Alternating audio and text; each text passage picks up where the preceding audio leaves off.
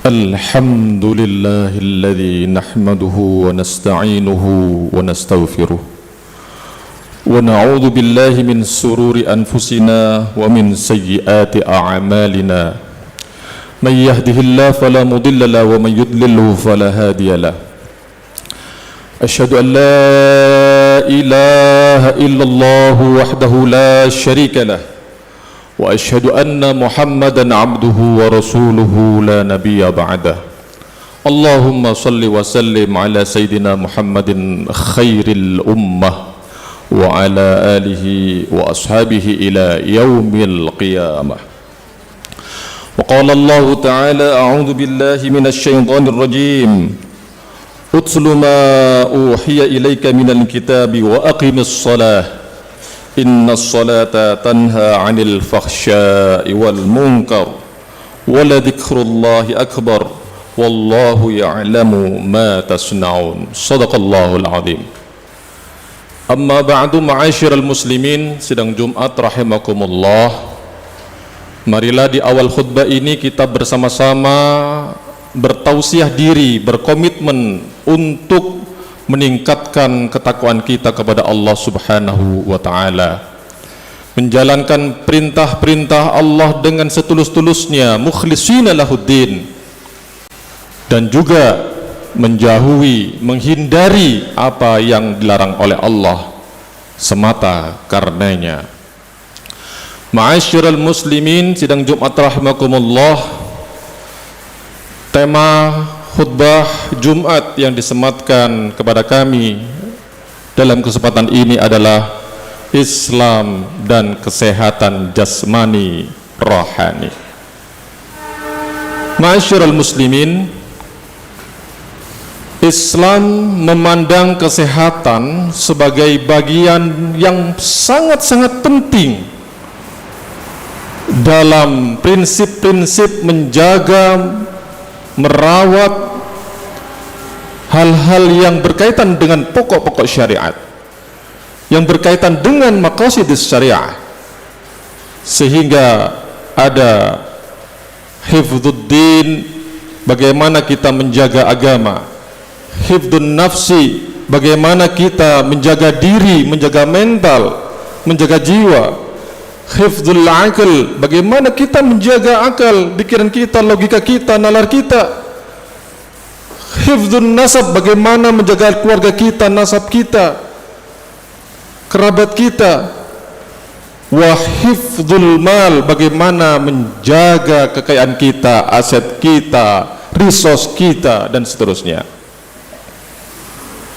Ma'asyiral muslimin, sidang Jumat rahimakumullah, tetapi justru realitasnya kita bisa lihat bahwa di antara kita umat manusia melupakan apa yang menjadi urgensi manfaat dari sehat itu sendiri, sehingga dari sahabat Abbas bin Abdul Muttalib, Rasulullah nate dawuh, ni'matan maghdubun fihima kasratun minan nas, dua nikmat yang sering dilalaikan, sering dilupakan, sering ditinggalkan, diabaikan oleh kita umat manusia adalah sehat, al-afiyah wal faragh, yaitu kesehatan dan kesempatan. Ma'asyiral muslimin, dari sini kita coba beralih dengan riwayat masih dari Ibnu Abbas. Dari paman Nabi ini, beliau mengatakan bahwa Rasulullah pernah mengatakan ketika dimintai oleh beliau, ya Rasulullah, saya nyuwun doa yang terbaik untuk saya. Maka napa dawuhipun Rasulullah, salillahal afwa wal afiyah, mintalah kepada Allah ampunan dan kesehatan. Kemudian selang beberapa waktu, beberapa hari, kesempatan ada lagi bertemu Rasulullah. Sayyidina Abbas nyuwun malih datang Kanjeng Nabi, ya Rasulullah, kula nyuwun doa yang terbaik untuk kami. Jawabannya, salillah Allahumma inna nas'aluka al-afwa wal afiyah, al-afiyah fid dunya wal afiyah fil akhirah. Mintalah kepada Allah ampunan dan kesehatan, keafiatan di dunia dan keafiatan di akhirat. Ma'asyiral muslimin, menarik untuk kita kaji lebih lanjut. Kenapa Rasulullah memilih di dalam hadis ini dengan diksi afiyah, bukan sehah? Tetapi secara leksikal kita dapati dalam berbagai mu'jam leksikografi bahwa afiat itu ya sinonimnya dari sehat. Tetapi dalam ilmu bahasa, ilmu lughah, menurut juga para ulama-ulama lughawi, bahwa afiat tidak semata-mata sehat, tetapi di dalamnya ada salamah, ada himayah, ada keselamatan, ada perlindungan. Oleh karena itu Allah melalui Rasulnya menyebut Allahumma, yang dituntunkan kepada Sayyidina Abbas, doanya Allahumma inna nas'alukal afwa wal afiyah, al afiyah fid dunya wal afiyah fil akhirah. Afiat di dunia juga afiat di akhirat. Selamat di dunia juga selamat di akhirat. Dilindungi dari segala mara bahaya di dunia, juga dilindungi dari segala nestapa kehinaan di akhirat.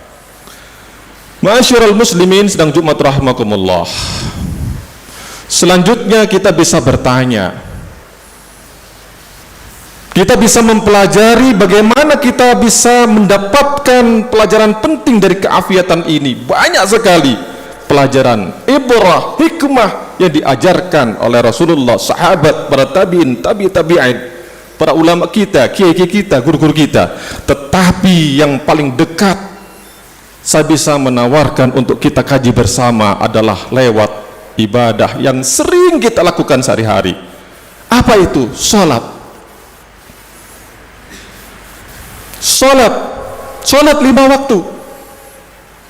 Ketika Allah mengatakan inna sholata tanha 'anil fahsya'i wal munkar, salat itu bisa melindungi kita, mencegah diri kita dari perbuatan yang keji dan mungkar.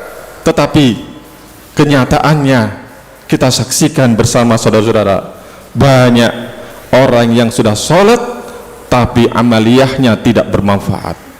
Banyak orang yang sholat tetapi justru perbuatan sikapnya mencelakai yang lainnya. Di mana kemudian keselamatan ini bisa melekat pada diri kita, sementara sholat tetapi tidak berdampak dalam kehidupan hari-hari. Oleh karena itu saya mengajak kembali flashback ke era abad 3 Hijriah. Di sana ada seorang ulama Ahlus Sunnah wal Jamaah, namanya Hatim al-Asom. Beliau ulama Ahlus Sunnah wal Jamaah dari Khurasan, dari Bani Balakh, yang pernah hidup semasa dengan Imam Hanafi, Imam Abu Hanifah. Beliau dikenal dengan pernyataan uniknya bahwa beliau itu kalau wudu sampai 2 kali. Pernyataan ini kemudian mengundang Asim Yusuf, seorang pemuda cerdas, santri yang sangat pinter, silaturahim kepada Syekh Asim ini. Yai Syekh, saya dengar panjenengan ini wudunya sampai ping pindho. Leres nemboten. Saya melihat membaca ulang-ulang nggak ada Nabi itu wudu sampai 2 kali. Lalu jawabannya Syekh Asim ini, iya, wudu yang pertama adalah wudu sebagaimana diajarkan Rasulullah. Tetapi wudu yang kedua, saya memperbanyak zikir dan membaca Al-Quran. Ma'asyiral muslimin, kalau kita tarik lagi ke belakang, ternyata Rasulullah menerima perintah ibadah sholat juga tidak ujuk-ujuk langsung berangkat minal masjidil haram ilal masjidil aqsa, kemudian dari masjidil aqsa ila sidratil muntaha. Tidak demikian, tetapi diawali oleh pembersihan hati, dibelah dadanya oleh malaikat Jibril alaihi salatu wassalam, kemudian dicucikan dengan air Zam-Zam. Dari sini kita bisa belajar bahwa untuk bisa menegakkan sholat itu tidak hanya dengan membersihkan jasad dan raga, tetapi harus dengan jiwa. Oleh karena itu, kalau sholat dikenal dengan sebagai olah raga, olah jasmani, tetapi sesungguhnya juga sebagai olah rohani.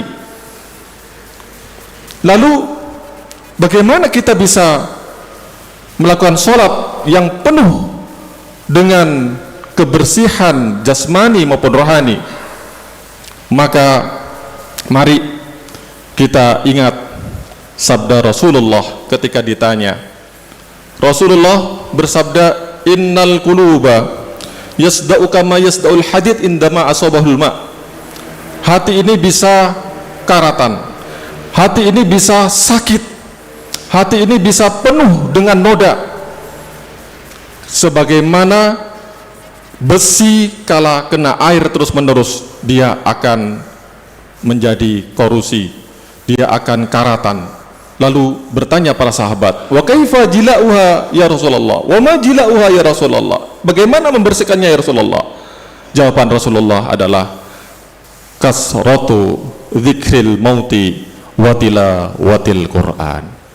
Memperbanyak zikir, ingat mati, dan juga memperbanyak kita membaca Al-Quran. Barangkali itulah mengapa para guru-guru kita, kiai-kiai kita, ulama-ulama kita mengajarkan setelah kita berwudu, sholat sunnah, kita memperbanyak zikir, memperbanyak pujian-pujian kepada Allah dan Rasulnya, memperbanyak kita membaca Al-Quran sebagai upaya ikhtiar membersihkan batin kita, sebagai ikhtiar upaya membersihkan hati kita, agar kita benar-benar ketika takbiratul ihram Allahu Akbar, maka hilang sudah semua rasa hasud, marah, dengki. Kita benar-benar bersih zahiran wa batinan menghadap Allah Subhanahu wa ta'ala, dengan harapan tentunya kita bisa mendapatkan hikmah salat yang benar-benar bisa membawa kita kepada kekuatan lahir dan batin. Ma'asyiral muslimin sidang Jumat rahimakumullah, akhirnya marilah kita berdoa semoga semua yang hadir dalam sidang Jumat ini senantiasa diberikan kesehatan, senantiasa diberikan keafiatan, baik diri kita, keluarga kita, dan kerabat kita semuanya, sehingga kita bisa benar-benar bisa berkhidmat sempurna sebagai hamba Allah Subhanahu wa ta'ala. Allahumma inna nas'aluka al-'afwa wal-'afiyah fid dini wad dunya hatta al-akhirah. A'udzu billahi minasy syaithanir rajim. Bismillahirrahmanirrahim. والعصر إن الإنسان لفي خسر إلا الذين آمنوا وعملوا الصالحات وتواصوا بالحق وتواصوا بالصبر. بارك الله لي ولكم في القرآن العظيم ونفعني وإياكم بما فيه من الآيات والذكر الحكيم وتقبل مني تلاوته إنه هو الغفور الرحيم. اللهم صل على سيدنا محمد وعلى آل سيدنا محمد.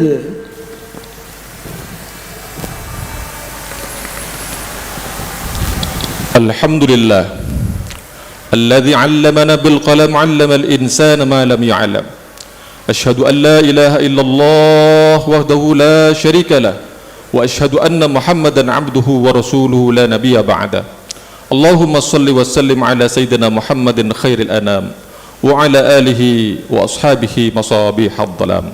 أما بعد عباد الله، أوصيكم ونفسي بتقوى الله فقد فاز المتقون. وقال الله تعالى: أعوذ بالله من الشيطان الرجيم إن الله وملائكته يصلون على النبي يا أيها الذين آمنوا صلوا عليه وسلموا تسليما.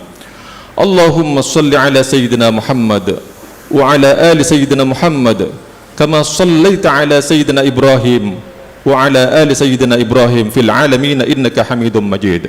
اللهم اغفر للمسلمين والمسلمات والمؤمنين والمؤمنات الأحياء منهم والأموات إنك سميع قريب مجيب الدعوات يا قاضي الحاجات اقضي حاجاتنا يا الله من حوائج الدنيا والآخرة وحصل مقاصدنا يا الله من مقاصد الدنيا والآخرة اللهم انصر الإسلام والمسلمين وأهلك الكفرة واليهود والمشركين والمنافقين برحمتك يا أرحم الراحمين وصلى الله على سيدنا محمد والحمد لله رب العالمين.